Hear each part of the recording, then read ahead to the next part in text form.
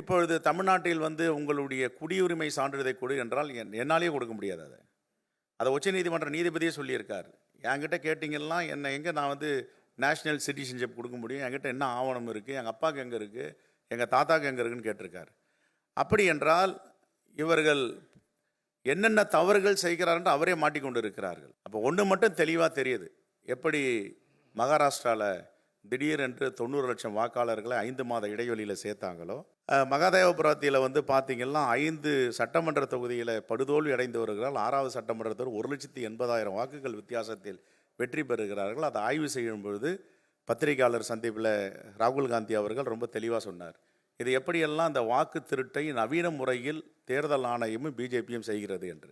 தந்தை பெயர் என்ன என்று பார்த்தால் ஏபிசிடின்னு தந்தை பெயர் போட்டிருக்காங்க. அது ஆயிரக்கணக்கான வாக்குகள் இப்படி இருக்குது.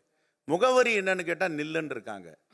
இப்படிப்பட்ட அவலங்களை எல்லாம் நாடு முழுவதும் பரப்பி வருகின்ற தேர்தல் ஆணையம் ஒன்றிய அரசும் தமிழ்நாட்டில் இதை செய்யக்கூடாது என்பதற்காக தான் மாண்புமிகு முதலமைச்சர் இந்த நடவடிக்கையை துரிதமாக எடுத்திருக்கிறார்.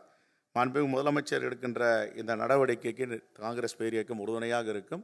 இரண்டாவதாக, இப்பொழுது இவர்கள் 4ஆம் தேதி நவம்பரிலிருந்து டிசம்பர் 4ஆம் தேதி 1 மாதத்தில் முடிக்க வேண்டும் என்றால் பருவ மழைக்காலங்கள் தொடங்க இருக்கின்றன. நம்முடைய மாநகராட்சி அதிகாரிகள், அரசு அதிகாரிகள், வருவாய்த்துறை அதிகாரிகள் எல்லாம் இந்த வெள்ள மீட்பு, அவர்களுக்கு நிவாரணம், இந்த பணிகளில் இருப்பார்கள்.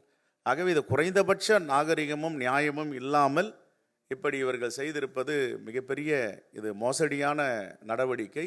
இங்கேயும் நியாயமாக, சுதந்திரமாக, ஜனநாயக அடிப்படையில் வெற்றி பெற முடியாது என்பதால் குறுக்கு வழியில் எப்படியெல்லாம் தேர்தல் ஆணையத்தை பயன்படுத்தி வெற்றி பெறலாம் என்று பாஜக முயற்சி செய்து கொண்டிருக்கிறது. அதற்கும் தமிழ்நாட்டினுடைய உரிமையெல்லாம் தாரை வார்த்து கொடுத்தவர்கள் இப்பொழுது மீண்டும் வாக்கு அதிகாரத்தையும் வாக்குரிமையும் அரசியலமைப்பு சட்டத்தின் பால் பெற்றுக் கொடுத்த உரிமைகளை அவர்கள் எடுப்பதற்கு உறுதுணையாக இருக்கிறார்கள்.